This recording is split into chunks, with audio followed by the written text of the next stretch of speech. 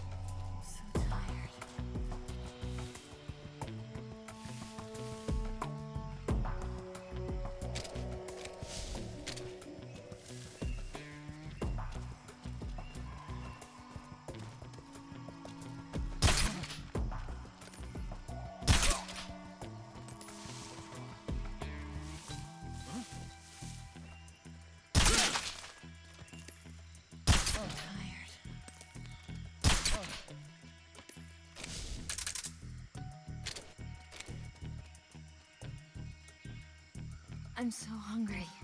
What's wrong?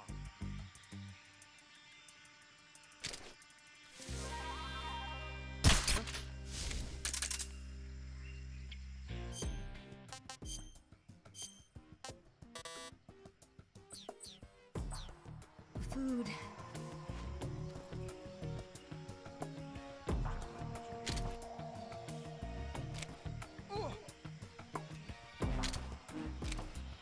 Need to rest.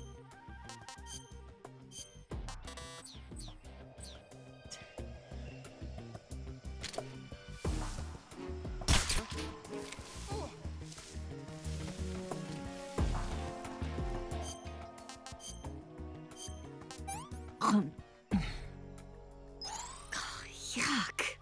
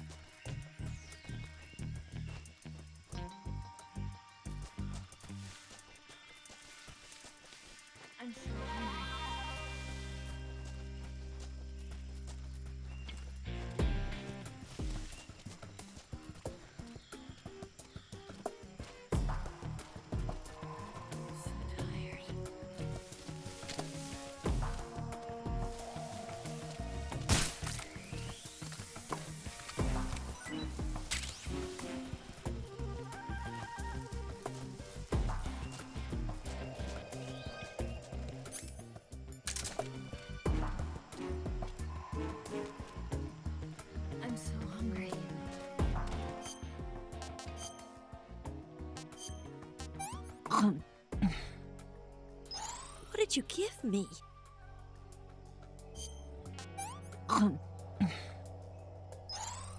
Can I have seconds?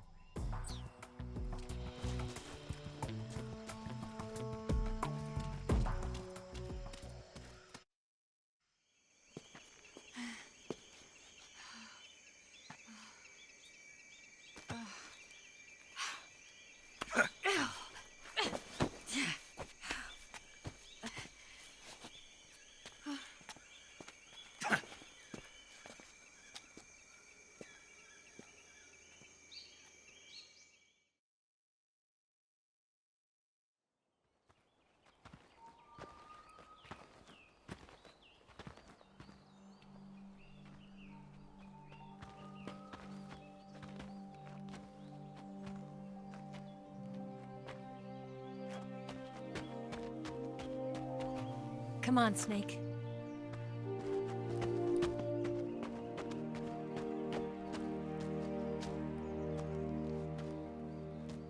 We made it. We made it. Over there.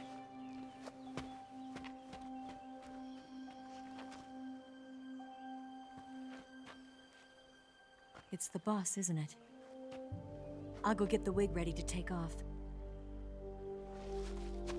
Right. I'll leave you two alone. But come back in one piece, okay?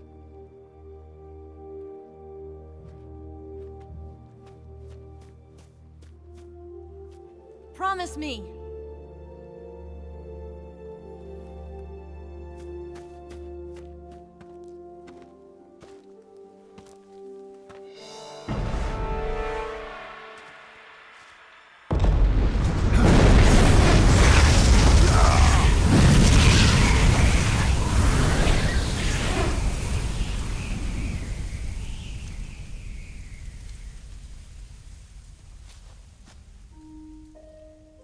Life's end. Isn't it beautiful? It's almost tragic. When life ends, it gives off a final lingering aroma. Light is but a farewell gift from the darkness to those on their way to die. I've been waiting, Snake, for a long time. Waiting for your birth, your growth, and the finality of today. Boss. Why are you doing this? Why? To make the world one again. The world used to be whole. But with the end of the Second World War, the philosophers began to fight amongst themselves, and the world was torn apart. The Cobras, my comrades who trained and fought alongside me, were torn apart as well. The foibles of politics and the march of time can turn friends into enemies just as easily as the wind changes. Ridiculous, isn't it? Yesterday's ally becomes today's opposition. And this Cold War? Think back. When I was leading the Cobras, America and Russia were fighting together. Now, consider whether America and Russia will still be enemies in the 21st century. Somehow I doubt it. Enemies change along with the times, the flow of the ages, and we soldiers are forced to play along. I didn't raise you and shape you into the man you are today just so we could face each other in battle. A soldier's skills aren't meant to be used to hurt friends. So then what is an enemy? Is there such a thing as an absolute timeless enemy? There is no such thing, and never has been. And the reason is that our enemies are human beings like us. They can only be our enemies in relative terms. The world must be made whole again. The philosophers must be reunited. I will devote my skills to that purpose. And with the Colonel's money, I will achieve that end. Just as I once created the Cobras. They are my family. I may no longer be able to bear children, but I still have a family. It was November 1st, 1951. I was in the Nevada desert participating in atomic testing. The name Nevada is derived from Spanish, covered in snow, white as snow. And snow is exactly what I saw in that Nevada desert. It froze my blood white. Snake, you were an atomic test subject, weren't you? On Bikini Atoll. That's part of the reason I was drawn to you. You and I are alike. We're both slowly being eaten away by the karma of others. We'll never have the chance to die peacefully of old age. We have no tomorrow. But we can still have hope for the future. In 1960, I saw a vision of the ideal future from space. 3 years earlier, the Soviet Union had succeeded in launching Sputnik, the first man-made satellite in history, into orbit. This came as a huge shock to the United States. In response, America threw everything it had into its own manned spaceflight project, the Mercury program. Even as the Soviets seemed poised to send their first man into space, America was still experimenting with chimpanzees and rockets. The government wanted human data. So they secretly decided to send a human being into space. I was the one they chose. At the time, they didn't have the technology to block out cosmic rays, and whoever they sent up would inevitably be exposed to heavy radiation. That's why they chose me. After all, I'd already been irradiated once. Of course, you won't find any of this in the history books. I could see the planet as it appeared from space. That's when it finally hit me. Space exploration is nothing but another game in the power struggle between the US and the USSR. Politics, economics, the arms race, they're all just arenas for meaningless competition. I'm sure you can see that, but the Earth itself has no boundaries. No East, no West, no Cold War. And the irony of it is, the United States and the Soviet Union are spending billions on their space programs and the missile race, only to arrive at the same conclusion. In the 21st century, everyone will be able to see that we are all just inhabitants of a little celestial body called Earth. A world without communism or capitalism, that is the world I wanted to see. But reality continued to betray me. In 1961, I was sent to Cuba, to Bahia de Cochinos. It was part of a CIA-sponsored invasion under the guise of taking Cuban exiles back to their country. But the US government betrayed them. Our weak-kneed president held back their air support. Defenseless, the exiles were annihilated by the Cuban army. All I could do was watch in silence. I was set up by the very country I'd sacrificed so much for, by the very government I dedicated my life to defending. I was driven from the surface world, and I went underground. Then, 2 years ago, I faced the sorrow, my old comrade in battle. He was my friend. But one of us had to die. I was left with no choice. The sorrow gave his life for me. There is no enmity between us. One must live, and one must die. That was the mission. The ones who gave me that mission were the philosophers. Early in the 20th century, the true holders of power in the United States, the Republic of China, and the newly formed Soviet Union gathered together in a secret meeting that would later be known as the Wise Men's Committee. The secret pact they formed there marked the beginning of the philosophers. But the last of the original members died in the 1930s. After that, the organization began to run out of control, and the Wise Men's Committee degenerated into a mere shell of its former self. The philosophers of today have no sense of good or evil. Their influence extends to countries and organizations involved in every aspect of every war. They have become war itself. That's how they operate.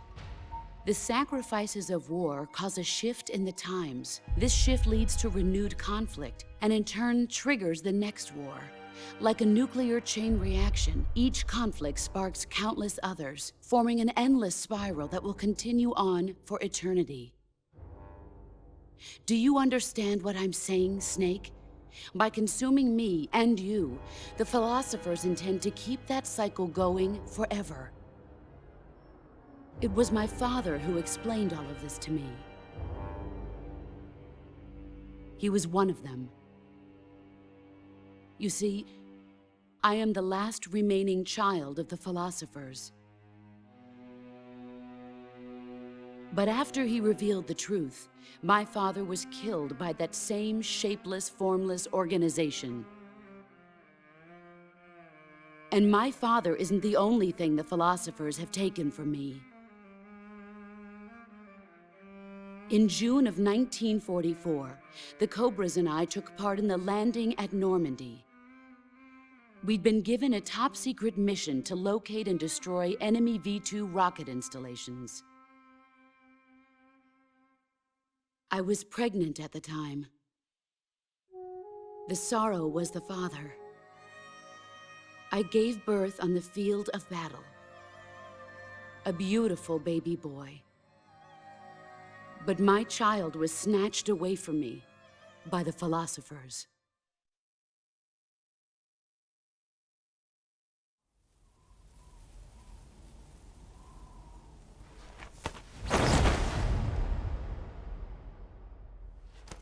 Look at this scar. This is proof that I was once a mother.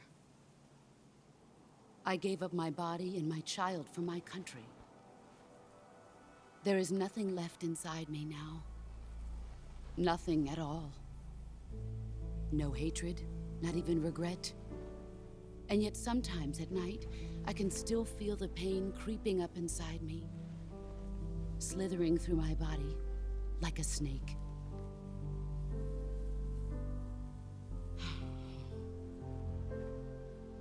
I've never talked this much about myself before. Thanks. Thanks for listening to me.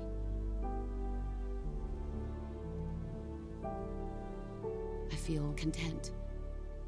Snake, commence the operation. I raised you. I loved you. I've given you weapons, taught you techniques, endowed you with knowledge. There is nothing more for me to give you. All that's left for you to take is my life, by your own hand. One must die, and one must live. No victory, no defeat. The survivor will carry on the fight. It is our destiny. The one who survives will inherit the title of boss. And the one who inherits the title of boss will face an existence of endless battle. I'll give you 10 minutes. In 10 minutes, MiGs will come and bomb the hell out of this place. If you can beat me in less than 10 minutes, you'll be able to escape in time. Let's make this the greatest 10 minutes of our lives, Jack. Boss. You're a soldier. Finish your mission. Prove your loyalty. Face me. I come.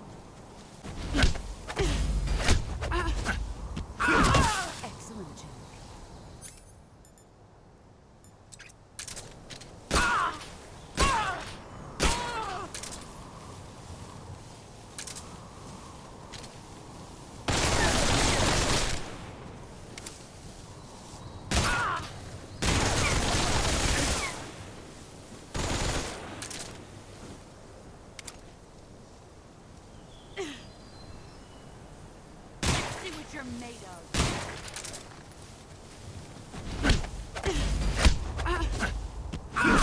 You're better than I remember.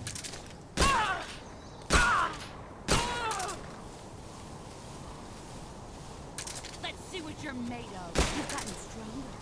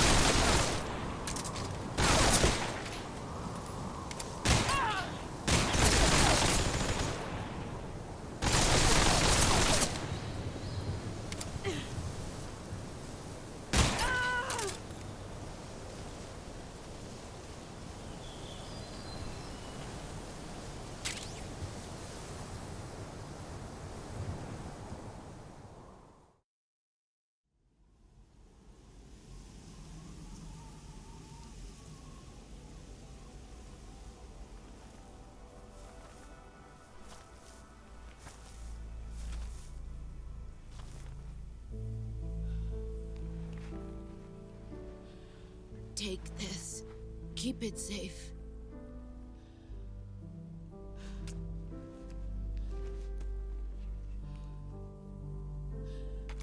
It's our only hope.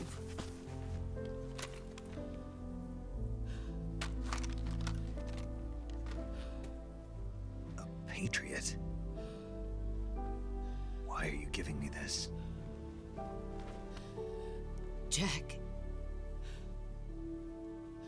Or should I say, Snake. You're a wonderful man. Kill me. Kill me now. Do it.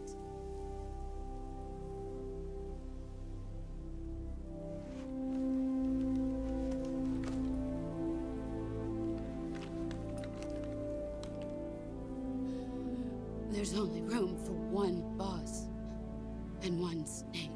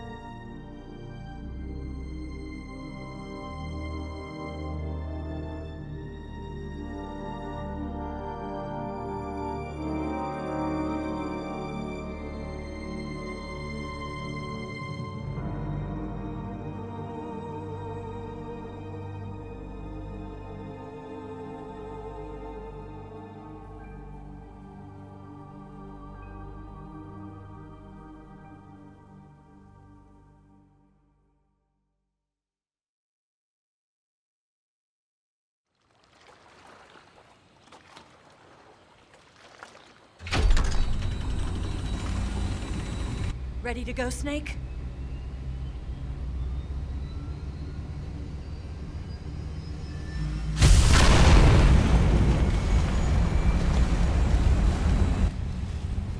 Are you okay? Snake? Yeah.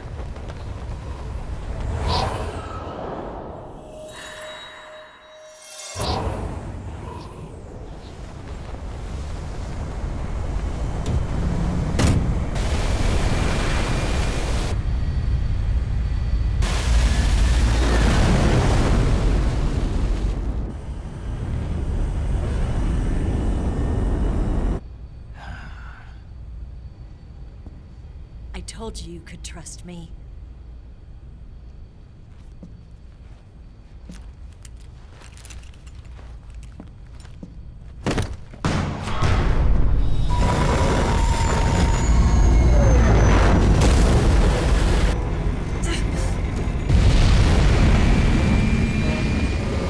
Snake! Ocelot! We're not done yet.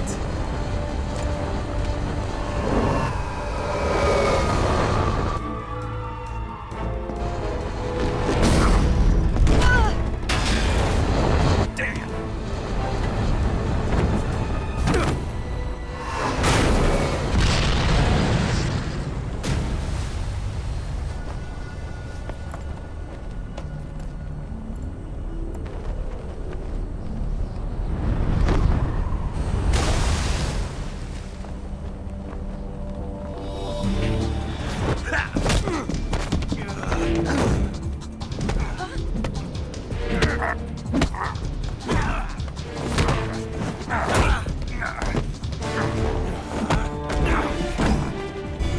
Too heavy!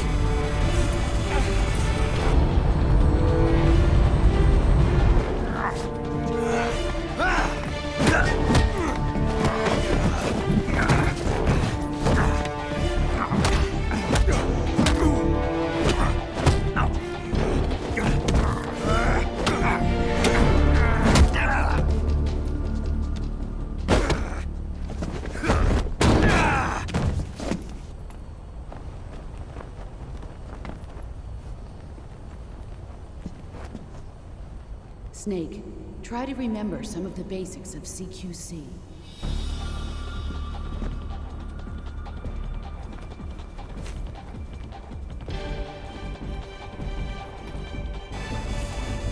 Not good!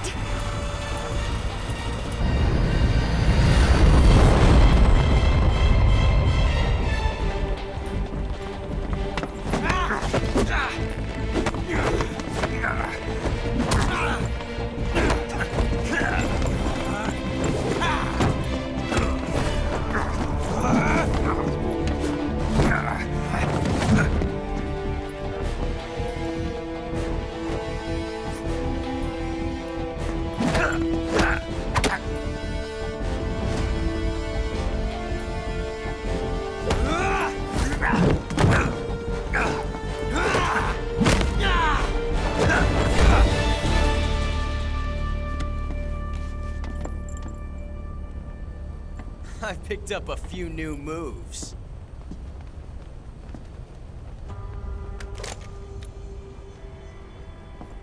Huh. It doesn't feel right to shoot an unarmed man. But I'll get over it. Eva!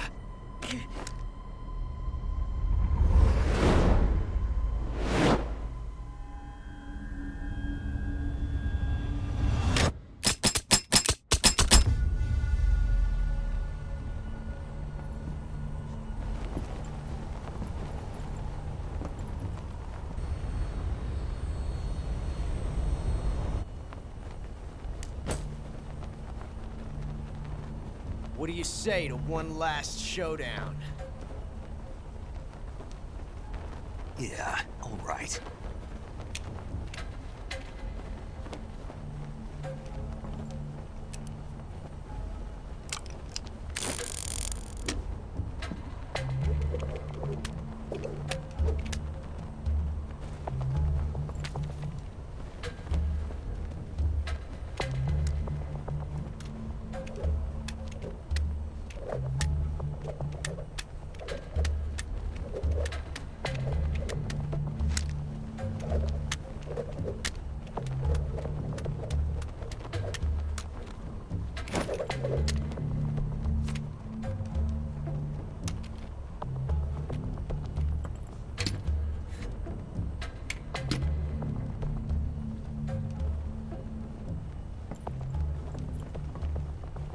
What's your name? Snake. No. Not that name. You're not a snake, and I'm not an ocelot. We're men with names. My name is Adamska. What's yours? John. Very well, John. Plain name. But I won't forget it.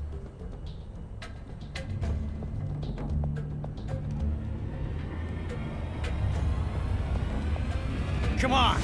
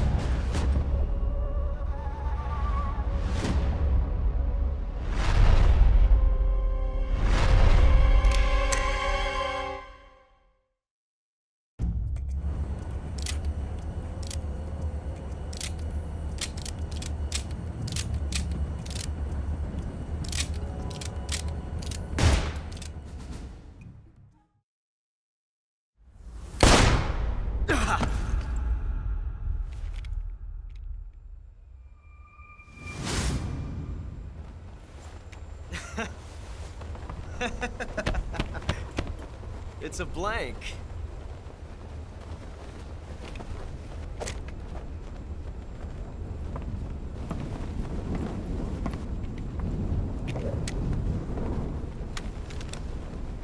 That was fun. Till we meet again, John.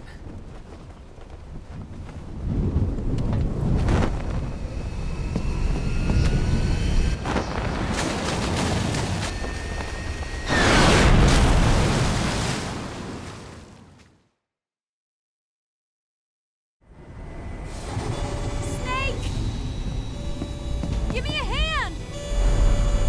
Pull!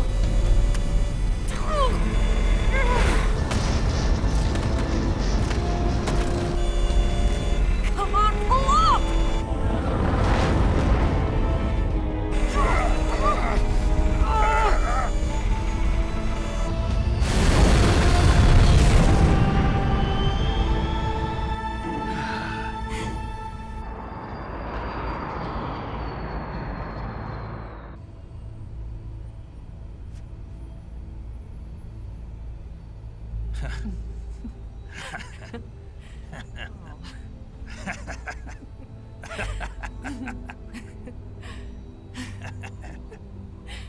We made it. Yeah, we sure did.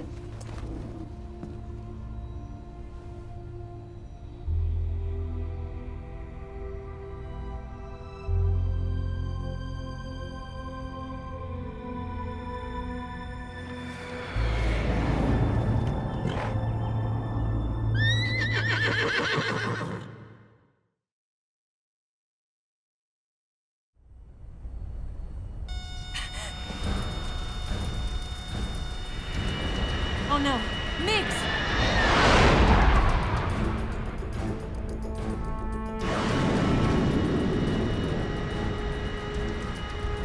There's no way out! What are we gonna do?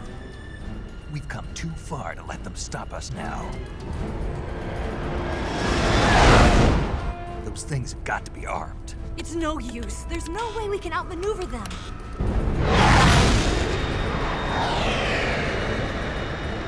They're gonna shoot us down. We were so close. Weapon systems on. Locked on target. I got tone. You were great, Eva. Huh? Thanks.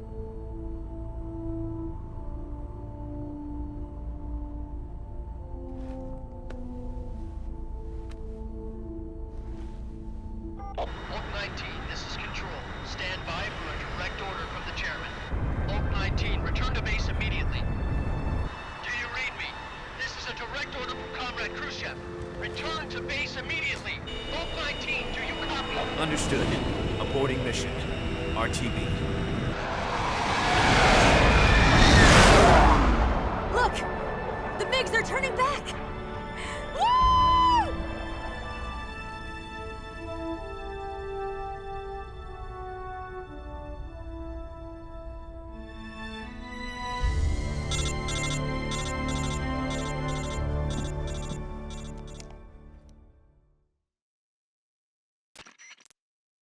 Well done, Snake. The MiG's disengaged. Most likely under orders from Khrushchev. Is this his way of helping us? Who knows? Maybe he didn't want things to get messier than they already are. Or maybe he just wanted us to owe him one. The important thing is, you made it out alive. As long as Khrushchev is with us, I don't think they'll be coming after you. It should be smooth sailing all the way to Alaska. I'm sending someone out to Galena Base to meet you. To meet me? The DCI and the President himself are waiting at Langley. Don't keep them waiting.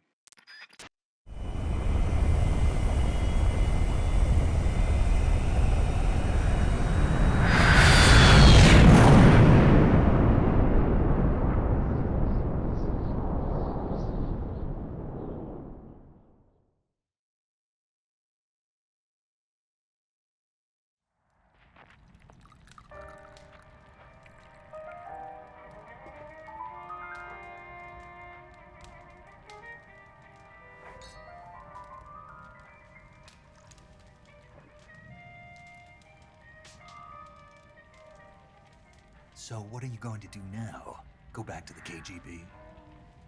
What do you want me to do? Did you ever think about coming back to America? I can't go back. I've left America behind me. But you saved this country. I didn't do it alone.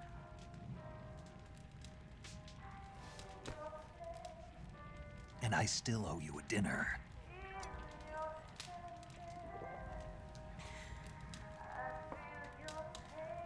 Is that part of your mission too? Or is it an order? Or is it an invitation?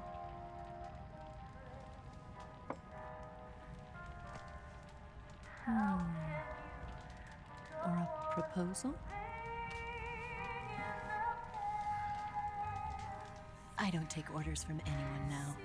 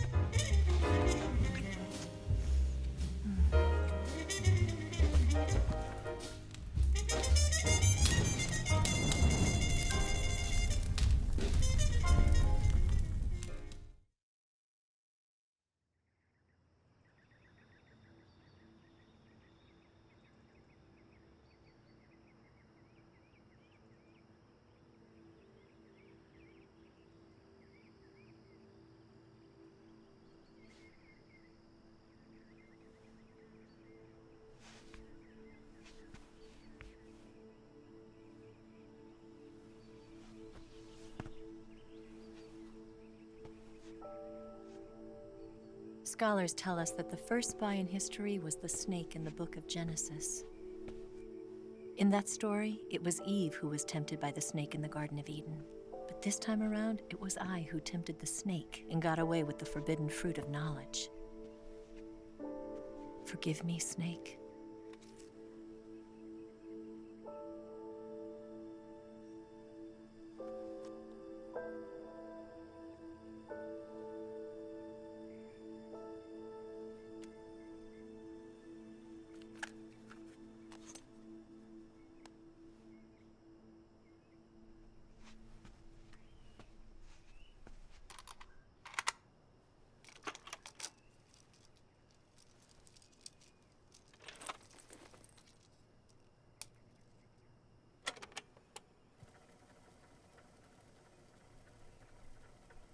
Good morning, Snake.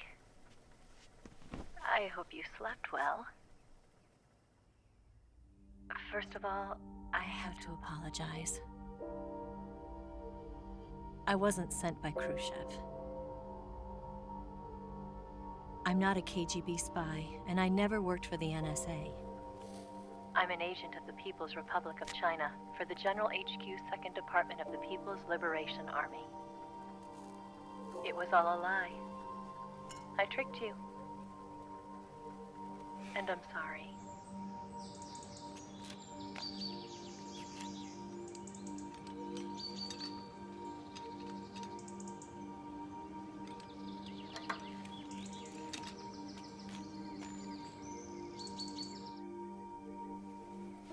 The philosophers still exist in China, too. You see, my mission was to find out where Volgan was hiding the philosopher's legacy and steal it. So I infiltrated his base as a KGB spy. The 2 NSA codebreakers who defected in 1960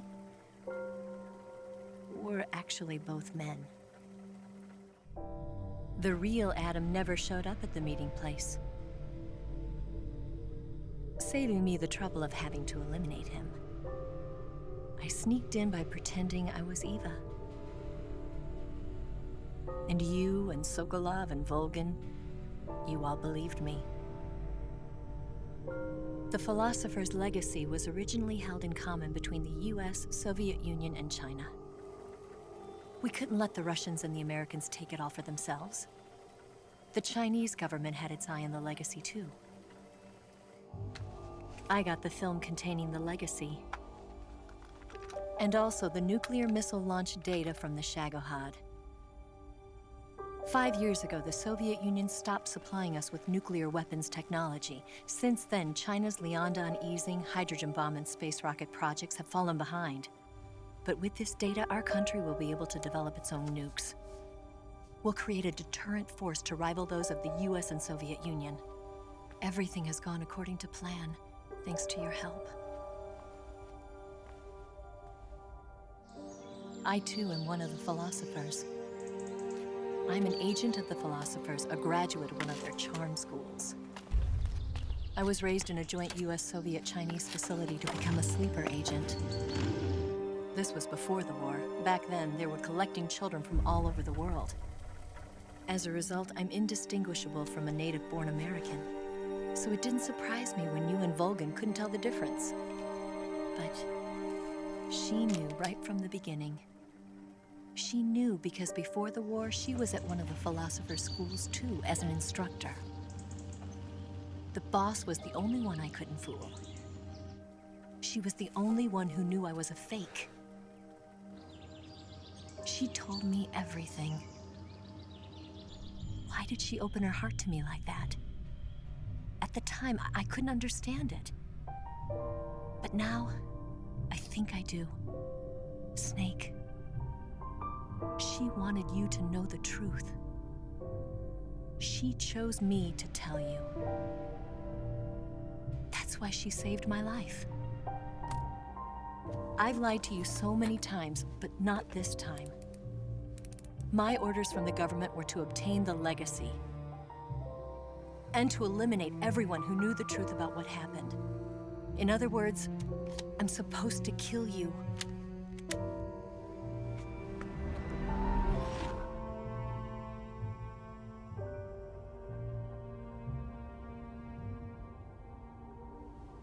But I can't do it. Not because we loved each other. And not because you saved my life. But because I made a promise to the boss. And I intend to keep it. I just wanted you to know. And you have to live.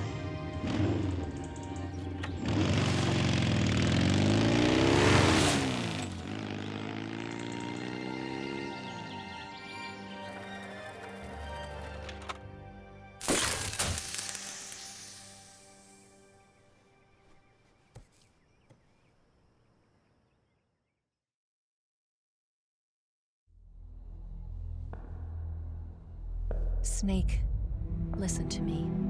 She didn't betray the United States. No. Far from it. She was a hero who died for her country. She carried out her mission knowing full well what was going to happen. Self-sacrifice. Because that was her duty.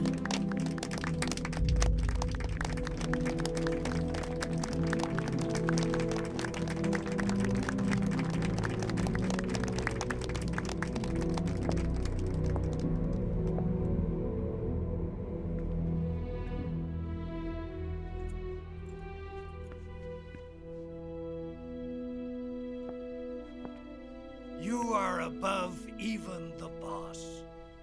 I hereby award you the title of Big Boss.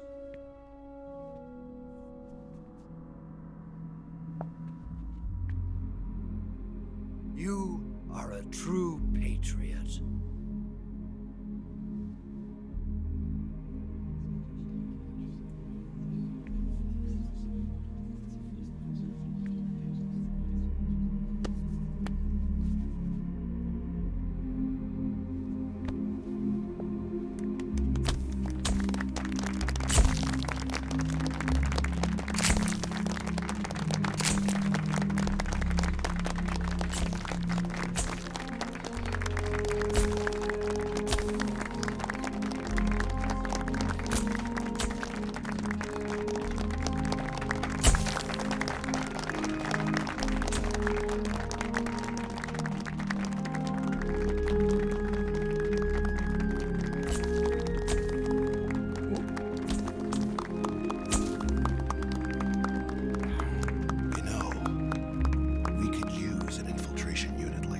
In the army.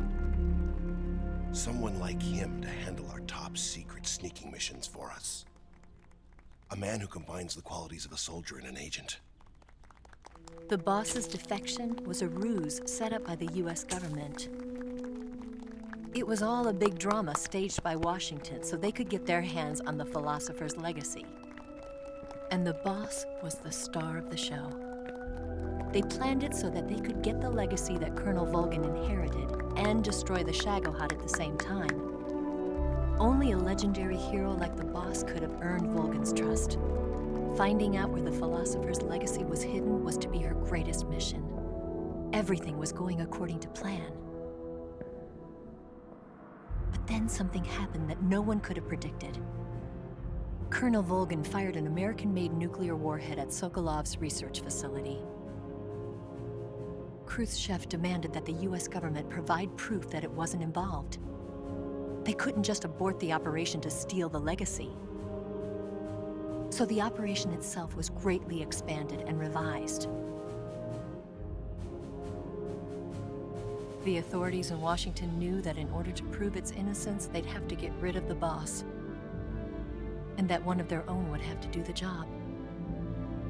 The public couldn't be allowed to find out about it. Not ever.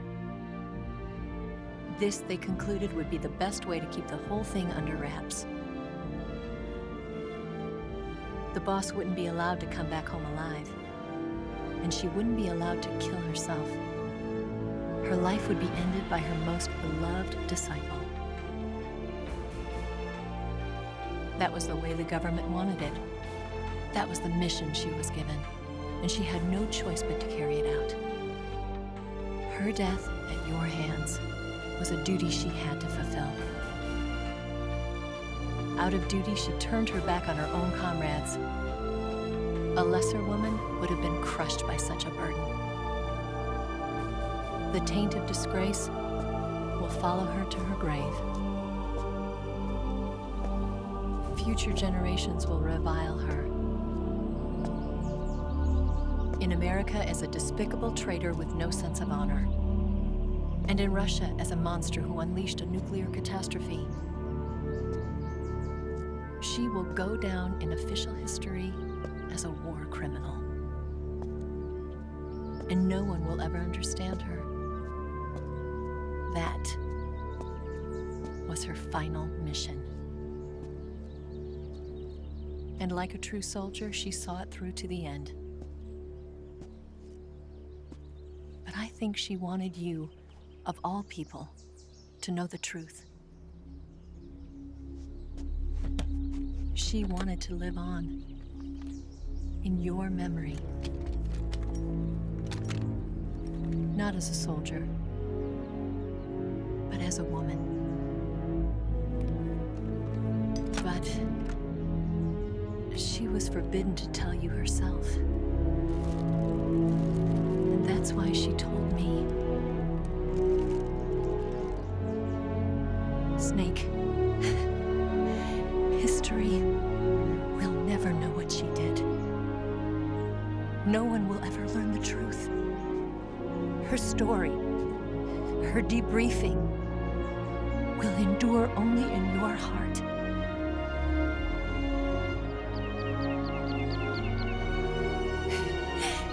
Everything she did for her country.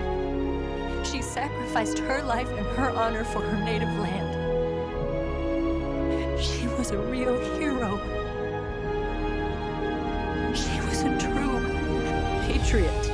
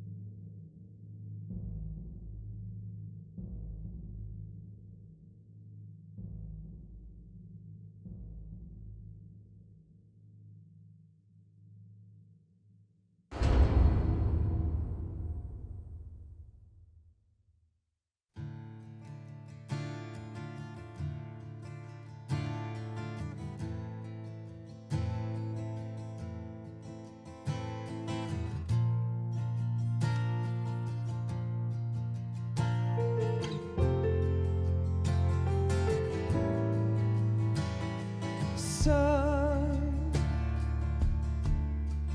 you've got a way to fall.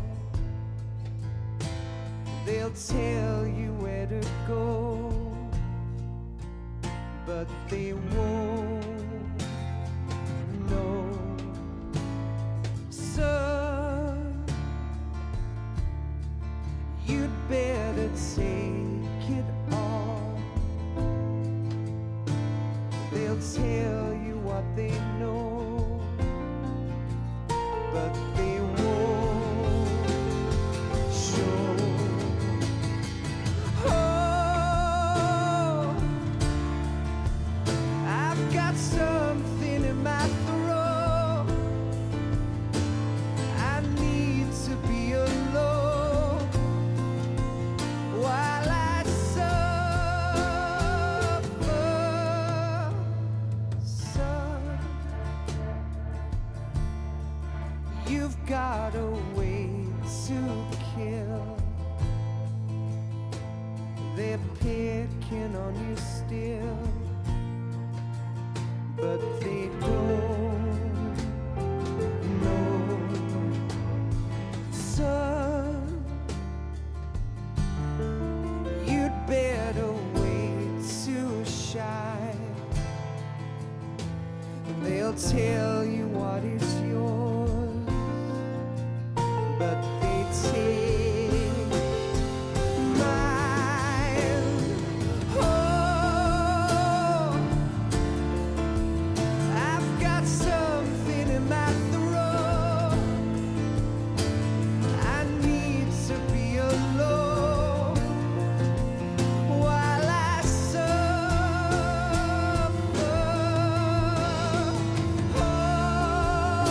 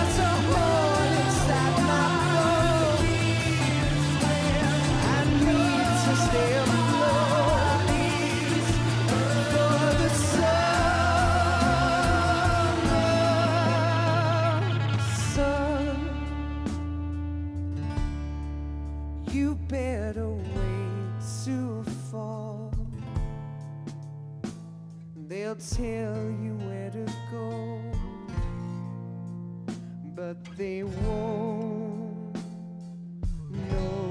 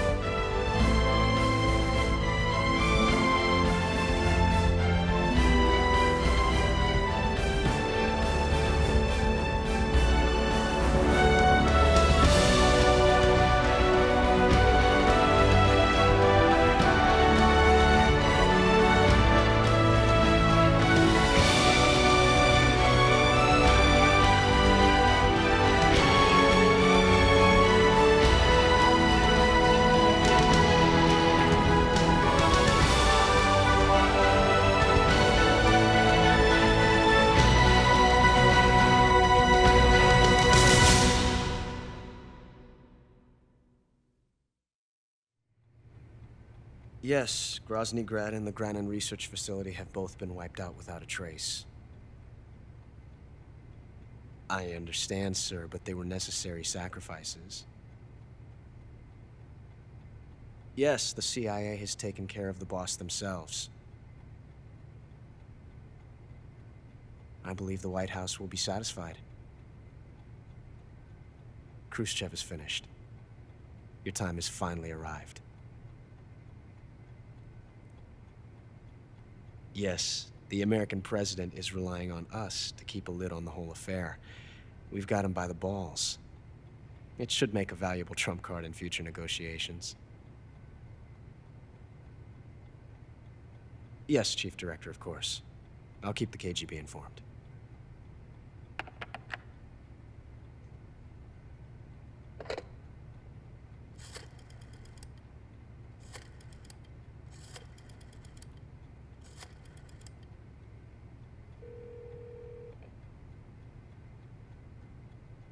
Yes, it's me.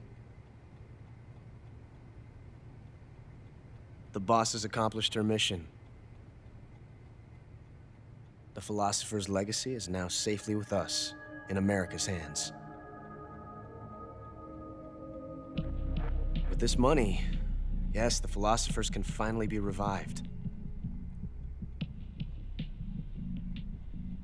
The film we handed the Chinese was a fake. Peking must be in an uproar right about now.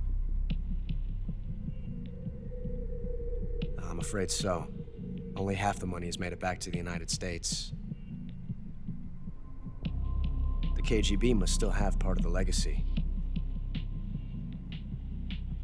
Yes, the weapon has been reduced to ashes.